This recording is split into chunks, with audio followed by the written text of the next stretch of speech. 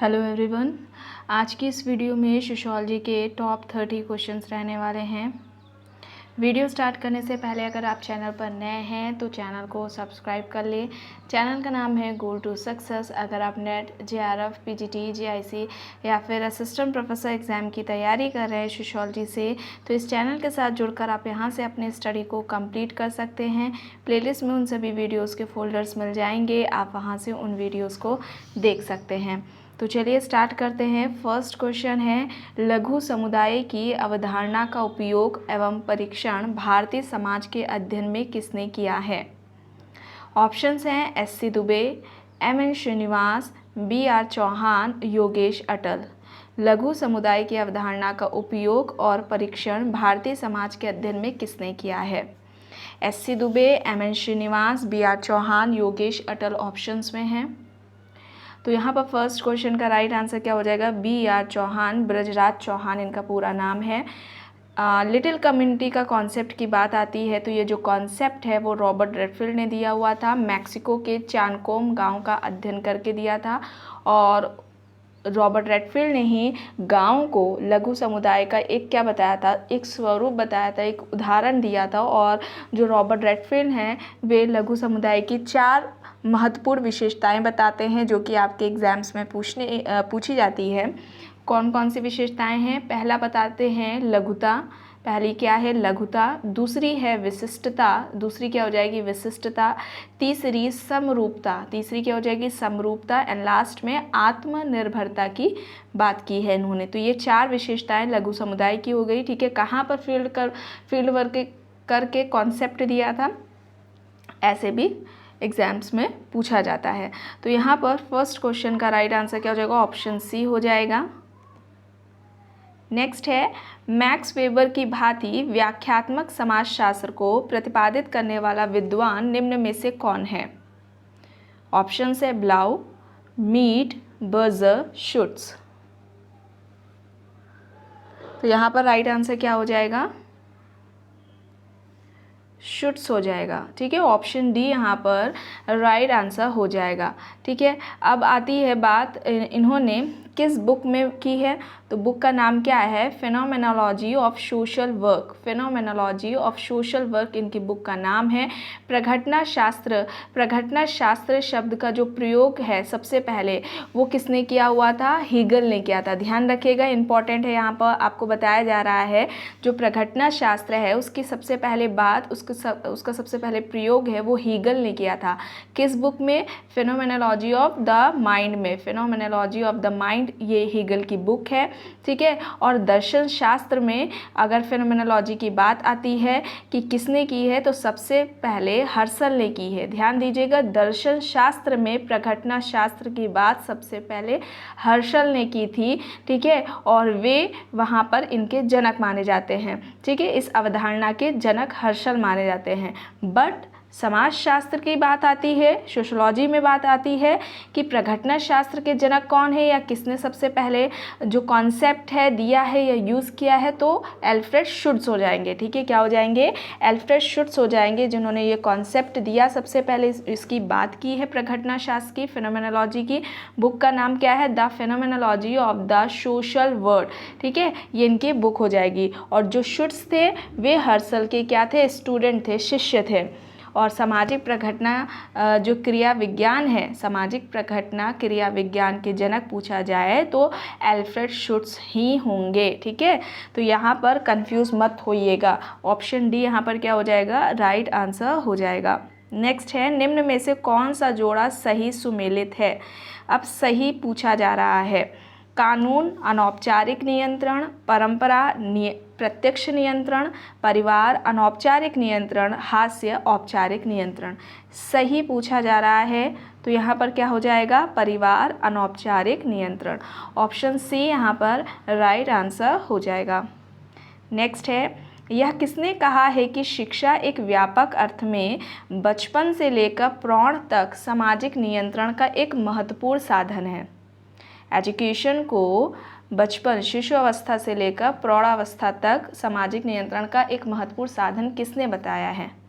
Option है बोटोमो, John Dewey, Ross, Mahatma Gandhi. Important question है। तो यहाँ पर राइट आंसर क्या हो जाएगा, बोटोमोर हो जाएगा। बोटोमोर्स की कुछ इंपॉर्टेंट आपको बुक्स बताई गई थी, जैसे कि क्लास इन मॉडर्न सोसाइटी, क्या है, क्लास इन मॉडर्न सोसाइटी।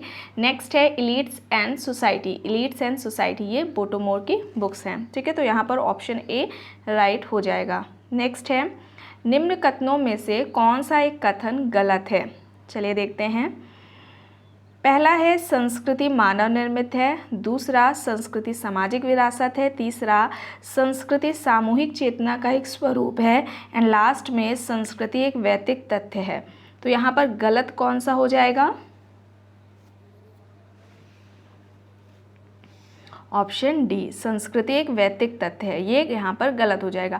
अच्छा, संस्कृति का मुख्य वाहन पूछा जाता है तो भाषा हो जाएगा, क्या हो जाएगा, संस्कृति का मुख्य वाहन क्या है, भाषा है, ये याद रखिएगा। संस्कृति हस्तांतरित की जाती है, मानव आवश्यकताओं की पूर्ति करती है। संस्कृति को संपूर्ण सामाजिक विरासत किसने बताया कि संस्कृति संपूर्ण सामाजिक विरासत है, तो ध्यान रखिएगा रॉबर्ट लॉबी हैं, क्या नाम है उनका, रॉबर्ट लॉबी। तो यहाँ पर फिफ्थ का राइट आंसर ऑप्शन डी हो जाएगा। नेक्स्ट है प्रस्थिति व्यक्ति का वह पद है जिसे व्यक्ति किसी समूह में अपने लिंग, आयु, परिवार, वर्ग, व्यवसाय, विवाह तथा उपलब्धियों आदि के परिणाम स्वरूप प्राप्त करता है। ऑप्शंस हैं Parsons, P.A. Sorokin, Elliott and Merrill, Goode and Hatt. प्रस्थिति व्यक्ति का वह पद है जिसे व्यक्ति किसी समूह में अपने लिंग, आयु, परिवार, वर्ग, व्यवसाय, विवाह या उपलब्धियों आदि के परिणाम स्वरूप प्राप्त करता है, वो प्रस्थिति है, ठीक है। अब किसने इस तरीके से प्रस्थिति को परिभाषित किया है, तो यहाँ पर राइट आंसर क्या हो जाएगा, Elliott and Merrill, option C यहाँ पर राइट आंसर हो जाएगा। लिंटन ने ही सबसे पहले स्टेटस एंड रोल का सिस्टमेटिक तरीके से बात की थी, व्यवस्थित तरीके से अध्ययन या व्यवस्थित तरीके से जो विश्लेषण है वो सबसे पहले रॉल्फ लिंटन ने की थी। किस बुक में, द स्टडी ऑफ मैन, ये इनकी बुक है। और इन्होंने जो स्टेटस है यानी कि जो प्रस्थिति है उसके दो प्रकार बताए थे। प्रदत्त प्रस्थिति जो कि व्यक्ति को जन्म से मिल जाती है, ठीक है, जैसे वो व्यक्ति जन्म लेता है उसको प्रदत्त परिस्थिति मिल जाती है। दूसरी है अर्जित परिस्थिति जिसे व्यक्ति अपनी योग्यता कुशलता से प्राप्त करता है। तो यहाँ पर ऑप्शन सी क्या हो जाएगा, राइट आंसर हो जाएगा। नेक्स्ट है भारत में सामाजिक परिवर्तन का अध्ययन करने के लिए किसने 3 वृहद उपागमों को वर्गीकृत किया है, उद्विकासीय में, सांस्कृतिक और संरचनात्मक में। जो भारत में सामाजिक परिवर्तन है उसका अध्ययन करने के लिए। ऑप्शन है Yogendra Singh, S.C. Dubey, A.R. Desai, K.L. Sharma.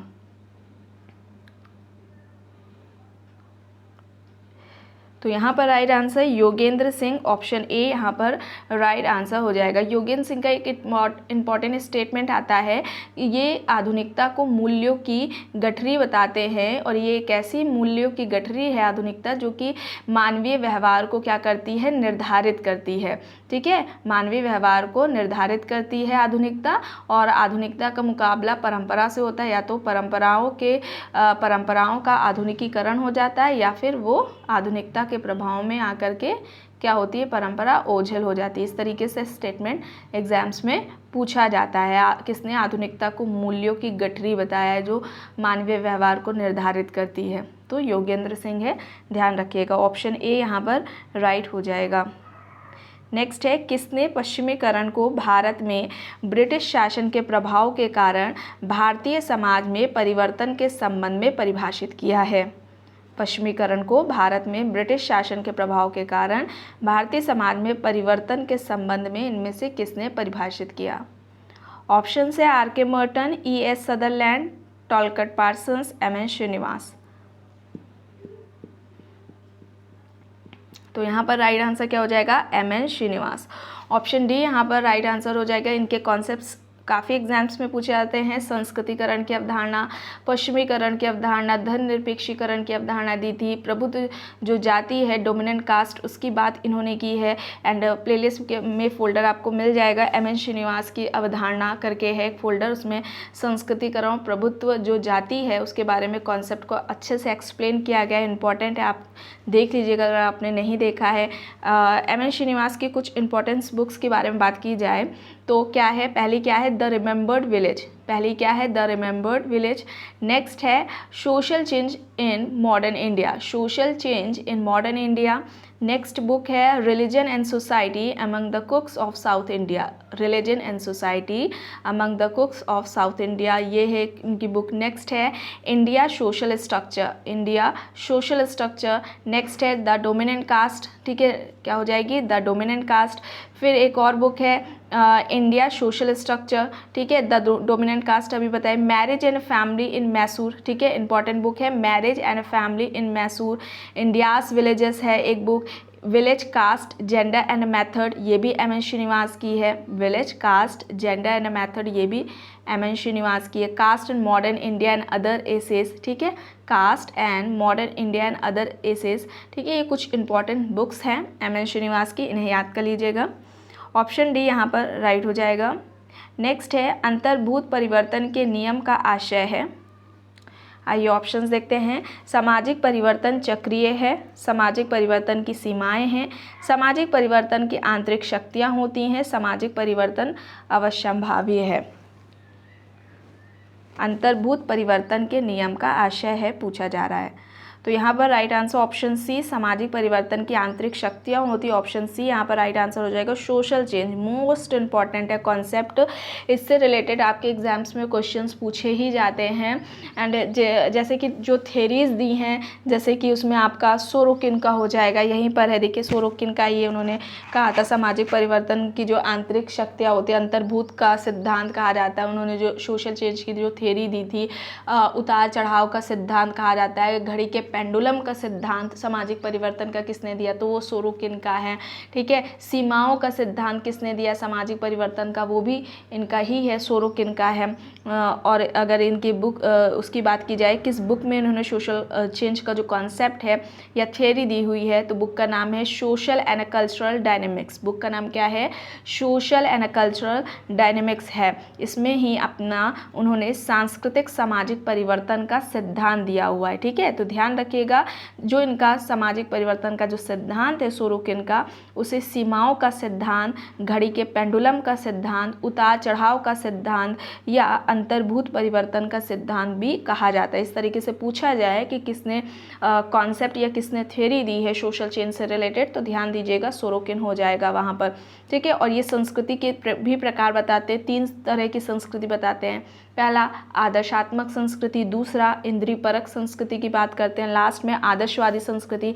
ये आपको जो सोशल चेंज से रिलेटेड थ्योरीज से रिलेटेड, ठीक है, सामाजिक परिवर्तन के सिद्धांत से रिलेटेड एक प्लेलिस्ट पे फोल्डर मिलेगा, उसमें आपको सोरोकिन का मिल जाएगा, उसमें अच्छे से एक्सप्लेन किया गया है। आपको टॉयनबी का मिल जाएगा, स्पेंगलर का मिल जाएगा, इन सभी के जो अलग अलग थ्योरीज है सोशल चेंज से रिलेटेड, पैरेटो का मिल जाएगा, कार्ल मार्क्स का मिल जाएगा, वहाँ पर अच्छे से एक्सप्लेन किया गया है, उसे देख लीजिएगा। प्लस एक अलग फोल्डर में मिलेगा सामाजिक परिवर्तन से संबंधित महत्वपूर्ण प्रश्न, वहाँ पर सोशल चेंज से रिलेटेड जितने भी टाइप के इंपॉर्टेंट क्वेश्चंस बनते हैं एंड अभी तक जितने भी एग्जाम्स हों, चाहे वो असिस्टेंट प्रोफेसर का हो, जीआईसी का हो, पीजीटी का हो, नेट जेआरएफ का हो, जितने भी टाइप के क्वेश्चंस पूछे जा चुके हैं उन सभी को वहाँ पर बताया गया है, तो आप वहाँ से उन्हें देख सकते हैं। तो यहाँ पर क्या हो जाएगा, राइट आंसर ऑप्शन सी हो जाएगा। नेक्स्ट है, निम्न में से किसने आधुनिकता में आने वाले संभावित परिवर्तन को स्वप्नदर्शी यथार्थता कहा है। ऑप्शंस है गिडिंस, Yogendra Singh, DP Mukherjee, DN Majumdar.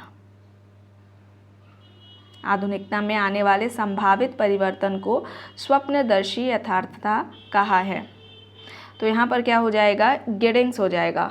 Option A यहाँ पर राइट आंसर हो जाएगा, एंथनी गिडिंस है ना, ठीक है। इन्होंने क्या कहा था कि जो आधुनिक समाज है उसमें उन्होंने आधुनिक समाज के 4 आयाम बताए थे, ठीक है।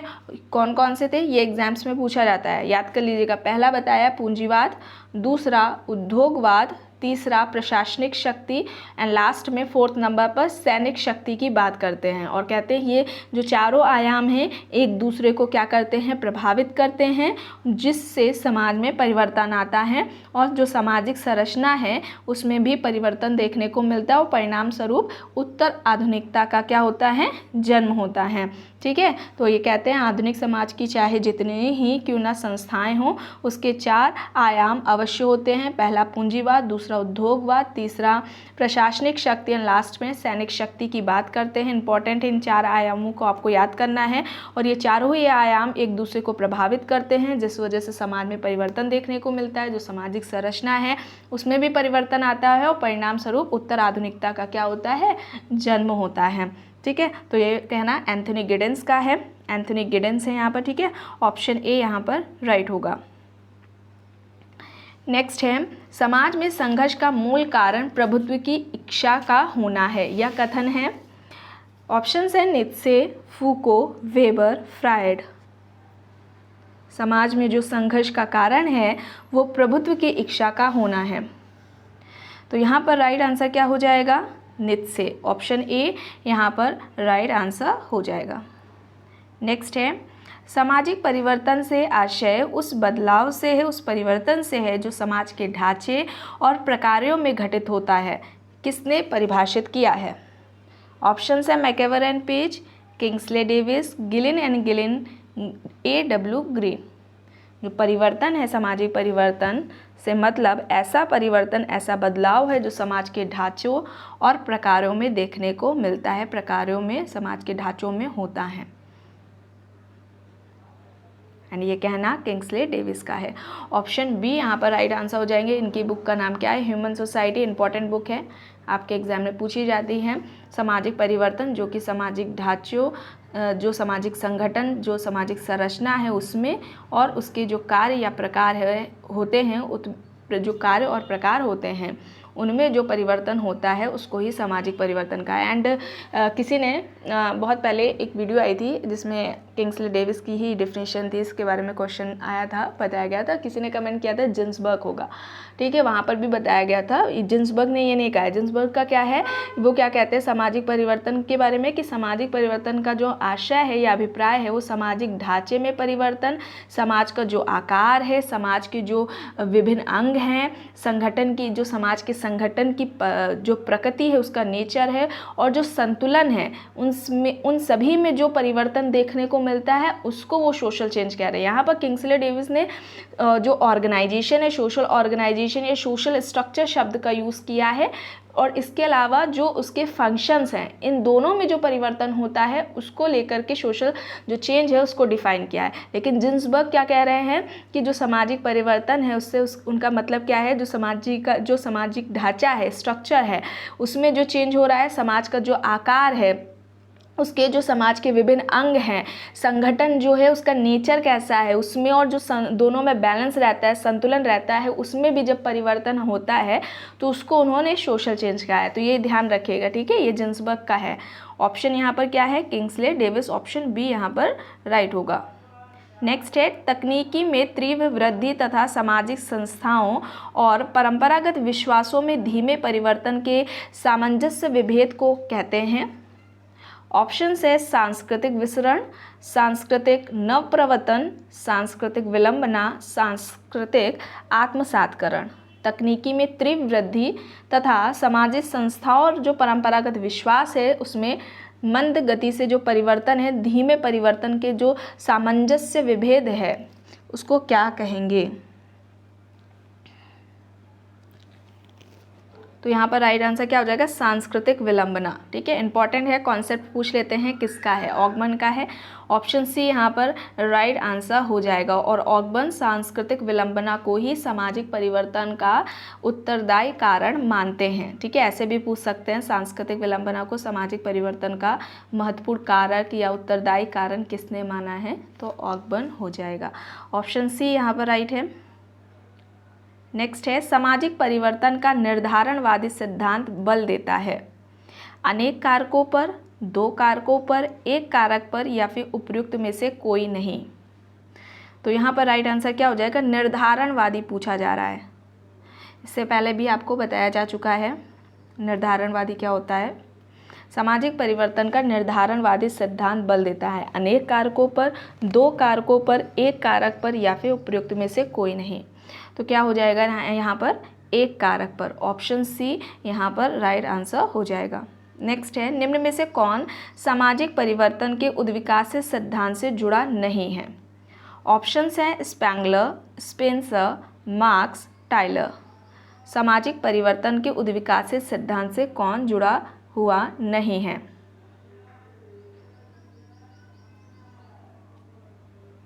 तो यहाँ पर Spengler, Spencer, Marx, Tylor options में है। क्या हो जाएगा? स्पेंगलर। ऑप्शन ए यहाँ पर राइट आंसर हो जाएगा। ये सामाजिक परिवर्तन का इन्होंने चक्रीय सिद्धांत दिया हुआ है। ऑप्शन ए यहाँ पर राइट हो जाएगा। स्पेंगलर की बात आती है तो इन्होंने विश्व की 8 सभ्यताओं का अध्ययन किया था। ठीक है, विश्व की 8 सभ्यताओं का अध्ययन किया था। जितने भी चैनल से नए लोग जुड़े हैं वो प्लीज़ प्लेलिस्ट चेक करके वहाँ से वीडियोस देख लीजिए। इम्पॉर्टेंट है, क्वेश्चंस बनते हैं, पूछे जाते हैं आपके एग्जाम्स में। नेक्स्ट है, वेबलन ने अपने सामाजिक परिवर्तन सिद्धांत में निम्नांकित में से किस एक अवधारणा का प्रयोग नहीं किया है? आइए देखते हैं। कार्य करने के मूलभूत संवेग, प्रौद्योगिकी प्रविधियाँ, उत्पादन की पद्धति, आदत एवं विचारधारा। सामाजिक परिवर्तन सिद्धांत में इनमें से किस एक अवधारणा का प्रयोग वेबलन ने नहीं किया है?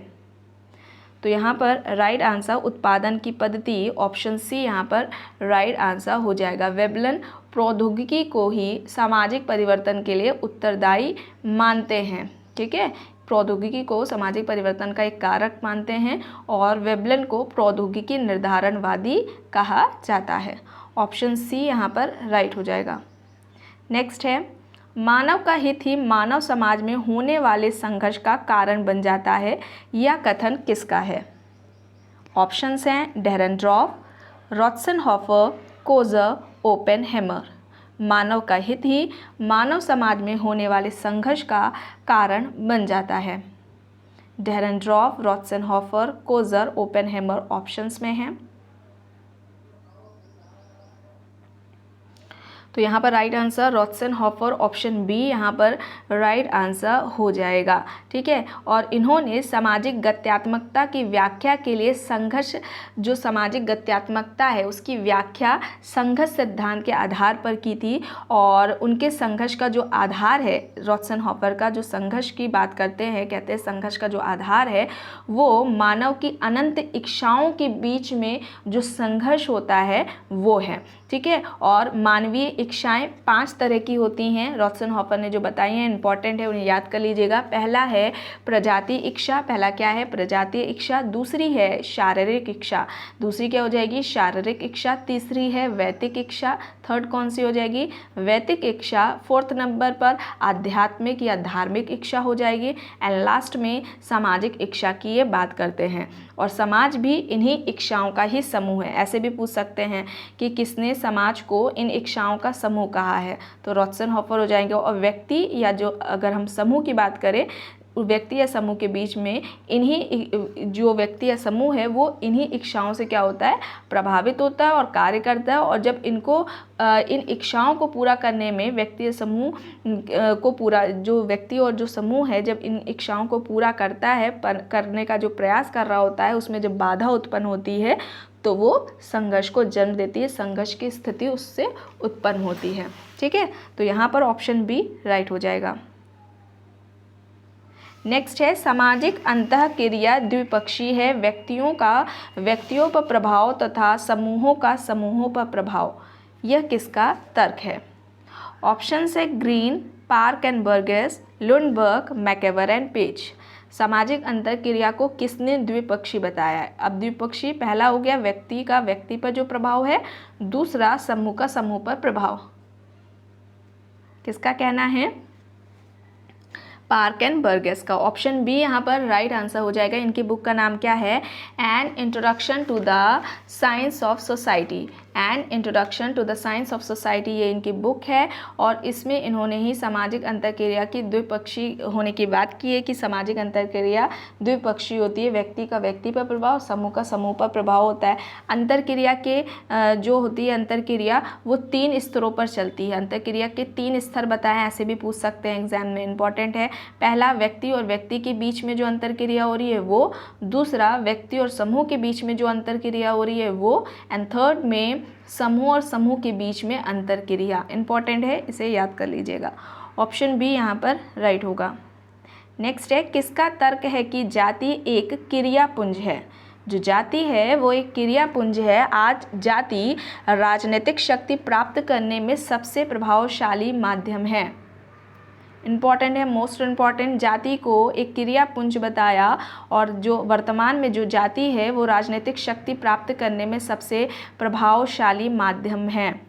ऑप्शंस है मैक्स वेबर, एड्रिन मायर, डेविड एफ पोकाक, डेविड हार्वे। तो यहाँ पर राइट आंसर क्या हो जाएगा? एड्रिन मायर। एड्रिन मायर यहाँ पर ऑप्शन बी राइट आंसर हो जाएगा।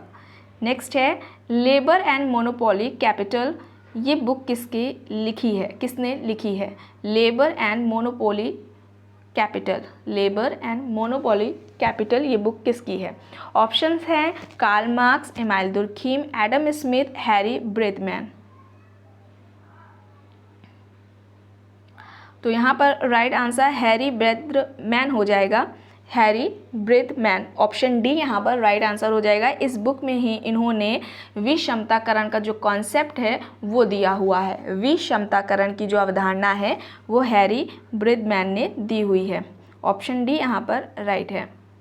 नेक्स्ट है, the biology of population growth. अब ये बुक किसकी है? इंपॉर्टेंट है, the biology of population growth. Options है Raymond Pearl, Spencer, Darwin, Henry George. तो यहाँ पर राइट आंसर क्या हो जाएगा? ये बुक किसकी है? रेमंड पॉल की है। ऑप्शन ए यहाँ पर राइट आंसर हो जाएगा। नेक्स्ट है, निम्न में से किसने वृद्धिघात वक्र सिद्धांत प्रतिपादित किया है? किसने वृद्धिघात वक्र सिद्धांत दिया है? ऑप्शंस हैं Henry Ford, Henry George, Raymond Pearl, Frankfurter. वृद्धिघात वक्र सिद्धांत किसका है? Raymond Paul. ऑप्शन सी यहाँ पर राइट आंसर हो जाएगा। किस बुक में ये कॉन्सेप्ट दिया है? बुक का नाम the biology of population growth है। अभी आई ऊपर आपको बताया गया है the biology of population growth में ही इन्होंने वृद्धिघात वक्र सिद्धांत दिया है। और इनका क्या कहना है रेमंड पॉल का कि जो जनसंख्या है वो सदैव समान गति से नहीं बढ़ती है, बल्कि इसके यानी कि जनसंख्या की जो बढ़ने की गति है वो समय समय पर क्या होती है? बदलती रहती है। तो ऑप्शन सी यहाँ पर राइट हो जाएगा। नेक्स्ट है the power structure. The power structure book किसकी है? आइए ऑप्शंस देखते हैं। C Wright Mills, Max Weber, Robert Dahl, Arnold M Rose. The power structure, तो ये बुक हो जाएगी आर्नोल्ड एम रोज की। ऑप्शन डी यहाँ पर राइट आंसर हो जाएगा। इन्होंने अमेरिकी शक्ति संरचना का क्या किया था? अध्ययन किया था। और जैसा कि C.W. मिल्स का मानना था कि सत्ता किसी एक समूह के हाथ में होती है, ठीक है। तो जो रोज हैं आर्नोल्ड एम रोज उस पर असहमति व्यक्त करते हैं और कहते हैं कि समाज में कई तरीके के एलिट्स होते हैं, अभिजन होते हैं, जिनका अलग अलग क्षेत्रों पर क्या होता है? उनका प्रभुत्व होता है। तो ऑप्शन डी यहाँ पर राइट आंसर हो जाएगा। नेक्स्ट है, निम्न में से तनाव सिद्धांत किसने प्रतिपादित किया है? तनाव सिद्धांत, आइए ऑप्शंस देखते हैं। क्लार्क विस्लर, नील जे स्मिल्सर, गुडे एंड हॉट, वॉलिश। क्लार्क विस्लर, नील जे स्मिल्सर, गुडे एंड हॉट, वॉलिश ऑप्शंस में है। तनाव सिद्धांत है, पूछा जा रहा है किसने दिया है। तो यहाँ पर राइट आंसर क्या हो जाएगा? नील जे स्मिल्सर।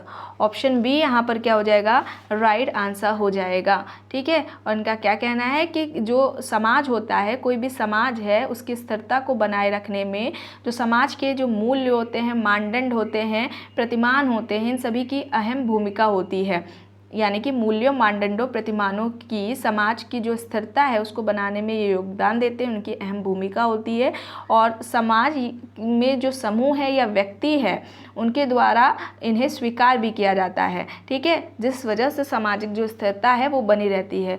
और यही जो मूल्य हैं, मानदंड हैं, वो सामाजिक संरचना के किसी समूह या भाग के लिए जो व्यक्ति है या समूह है उसके तनाव का ये कारण भी बनते हैं। जो मूल्य हैं, मानदंड हैं, ठीक है, ये व्यक्ति या समूह के तनाव का ये कारण भी बनते हैं, ठीक है। और इन फिर क्या करता है, जो समूह है या व्यक्ति है इन मूल्यों, मानदंडों पर प्रश्न करने लगता है, उनका विरोध करने लगता है। और जैसे कि हम एग्जाम्पल के तौर पर भारत में कास्ट सिस्टम, कास्ट से रिलेटेड जो आंदोलन हुए हैं, वेस्टर्न सोसाइटीज़ में हम नारीवादी आंदोलन देख सकते हैं, ये सभी इसके अंतर्गत आते हैं। और विशेष तौर पर ऐसे समाजों में देखने को मिलता है जिसमें परंपरा और आधुनिकता का जो संक्रमण है उसके दौर से वो समाज क्या हो रहा है, गुजर रहा है, ठीक है। तो यहाँ पर ऑप्शन बी यहाँ पर क्या हो जाएगा, राइट आंसर हो जाएगा। नेक्स्ट है, निम्न में से किसके अनुसार जादू या धार्मिक क्रियाएं जनजातियों को तनाव मुक्त रखती हैं। मोस्ट इम्पॉर्टेंट, जादू या धार्मिक क्रियाएं जनजातियों को तनाव मुक्त रखती हैं, किसने कहा है। ऑप्शंस है फ्रेजर, क्रोबर, एमाइल दुर्खीम, मेलानोव्स्की। जादू या जो धार्मिक क्रियाएं हैं वो जनजातियों को तनाव मुक्त रखती हैं, किसका कहना है। इम्पॉर्टेंट है, यहाँ पर राइट आंसर मेलानोव्स्की, ऑप्शन डी यहाँ पर राइट आंसर हो जाएगा। नेक्स्ट है, मनुष्य पशु अवस्था से परिवार को अपने साथ लाया है और यह परिवार एक विवाही परिवार ही था। ऑप्शन है Parsons, MacIver and Page, Henry Maine, S C. Dubey. मनुष्य पशु अवस्था से ही परिवार को अपने साथ लाया था और जो परिवार था वो एक विवाही परिवार ही था। Parsons, MacIver and Page, Henry Maine, S C. Dubey options में हैं। तो यहाँ पर राइट आंसर क्या हो जाएगा, मैकेवर एंड पेज, ऑप्शन बी यहाँ पर राइट आंसर हो जाएगा। नेक्स्ट है, निम्न में से किसने समरक्त परिवार तथा विवाह संबंधी परिवार की बात की है। समरक्त परिवार या रक्त परिवार तथा विवाह संबंधी परिवार की किसने बात की है। ऑप्शंस हैं Young and Willmott, Murdock, Linton, Zimmerman. Young and Willmott, Murdock, Linton, Zimmerman options में हैं। तो यहाँ पर राइट आंसर क्या हो जाएगा, लिंटन, ऑप्शन सी यहाँ पर राइट आंसर हो जाएगा। ये परिवार के दो प्रकार की बात करते हैं, रक्त परिवार या समरक्त परिवार और दूसरा विवाह संबंधी परिवार। ऑप्शन सी यहाँ पर राइट आंसर हो जाएगा। और संबंधों के आधार पर परिवार के प्रकार की बात की है, ये भी ध्यान रखिएगा, ऐसे भी पूछ सकते हैं कि कौन सा आधार है, किस आधार पर उन्होंने परिवार के इन प्रकारों की बात की है। तो संबंध के आधार पर परिवार के दो प्रकार बताए हैं लिंटन ने, समरक्त परिवार और विवाह संबंधी परिवार, ठीक है। तो ऑप्शन सी यहाँ पर राइट आंसर होगा। नेक्स्ट है, man and civilization, the family search for survival. अब ये बुक किसकी है। ऑप्शंस हैं Zimmerman, Murdock, Frederic Le Play, Parsons. Man and civilization, the family search for survival. Zimmerman, Murdock, Frederic Le Play, Parsons हैं options में। तो यहाँ पर राइट आंसर क्या हो जाएगा, पार्सन्स, ऑप्शन डी यहाँ पर राइट आंसर हो जाएगा। इन्होंने आधुनिक अमेरिकी परिवार का जो अध्ययन है वो किया था, ठीक है, और उसमें इन्होंने विलगित नाभिकीय परिवार की बात की। वहाँ पर उन्होंने देखा जिस परिवार की बात की है आइसोलेट न्यूक्लियर फैमिली है, विलगित नाभिकीय परिवार की बात की थी। और इस परिवार का जो निर्माण है, जो संरचना है, वो आर्थिक व्यवस्थाओं की आवश्यकताओं को पूरा करने के लिए हुआ था, या अर्जित परिस्थिति के आधार पर इस परिवार का क्या हुआ है, निर्माण हुआ है। तो ये याद रखिएगा, ठीक है। कॉन्सेप्ट भी विलगित नाभिकीय परिवार की जो अवधारणा है या विलगित नाभिकीय परिवार की किसने बात की है, पार्सन्स ने की है। आधुनिक अमेरिकी परिवार का अध्ययन किया था इन्होंने, पार्सन्स ने। ऑप्शन डी यहाँ पर राइट आंसर हो जाएगा। नेक्स्ट है, निम्न में से किसने पार्सन्स का समर्थन करते हुए कहा कि नाभिकीय परिवार समाज की एक आधारभूत संरचनात्मक इकाई है। मोस्ट इंपॉर्टेंट क्वेश्चन, पार्सन्स का समर्थन करते हुए कहा कि जो न्यूक्लियर फैमिली होती है वो समाज की एक आधारभूत संरचनात्मक इकाई है। आइए ऑप्शंस देखते हैं। Edmund Leach, Rodger and Harris, Margaret Benston, Vogel and Bell. Edmund Leach, Rosen and Harris, Margaret Benston, Vogel and Bell options में हैं। तो यहाँ पर रोजर एंड हैरिस हो जाएगा, ऑप्शन बी यहाँ पर राइट आंसर हो जाएगा। नेक्स्ट है, निम्न में से world revolution and the family, world revolution and the family ये जो बुक है वो किससे संबंधित है, किसने लिखी है? ऑप्शंस है Michael Young and Peter Willmott, William J Goode, Lawrence Stone, IP Desai. Michael Young and Peter Willmott, William J Goode, Lawrence Stone, IP Desai options में है। World revolution and the family book है। तो यहाँ पर राइट आंसर क्या हो जाएगा? William J गुडे। ऑप्शन बी यहाँ पर क्या हो जाएगा? राइट आंसर हो जाएगा। और इन्होंने, विलियम जे गुडे ने औद्योगिकीकरण और जो पारिवारिक संरचना के बीच में जो संबंध है उसका इन्होंने अध्ययन किया था। और क्या कहा था कि जो औद्योगिकीकरण है उसने जो विस्तृत परिवार या जो वृहद नातेदारी है उसने व्यवस्था समूह को क्या पहुंचाई है? हानि पहुंचाई, उसको नुकसान पहुंचाया। औद्योगिकीकरण ने जो विस्तृत परिवार है और जो वृहद नातेदारी व्यवस्था या हम बोल सकते हैं वृहद नातेदारी जो समूह है उसको हानि पहुंचाई। और विलियम जे गुडे का एक कॉन्सेप्ट भी है इसी से रिलेटेड, इसी के परिप्रेक्ष्य में उन्होंने दिया था, भूमिका सौदेबाजी की अवधारणा। इंपॉर्टेंट है, ठीक है, याद रखिएगा। भूमिका सौदेबाजी की अवधारणा किसने दी है? विलियम जे गुडे ने दी है। तो यहाँ पर राइट आंसर क्या हो जाएगा? ऑप्शन बी हो जाएगा। तो फ्रेंड्स, आज की वीडियो में बस इतना ही। आई होप ये आपको वीडियो पसंद आई होगी। अगर पसंद आई है तो प्लीज़ लाइक करिएगा, कमेंट करके ज़रूर बताइएगा। चैनल पर अगर आप नए हैं तो प्लीज़ चैनल को भी ज़रूर सब्सक्राइब कर लीजिएगा। एंड इस वीडियो को जितना हो सके ज़्यादा से ज़्यादा लोगों के साथ शेयर भी ज़रूर करिएगा। Thank you.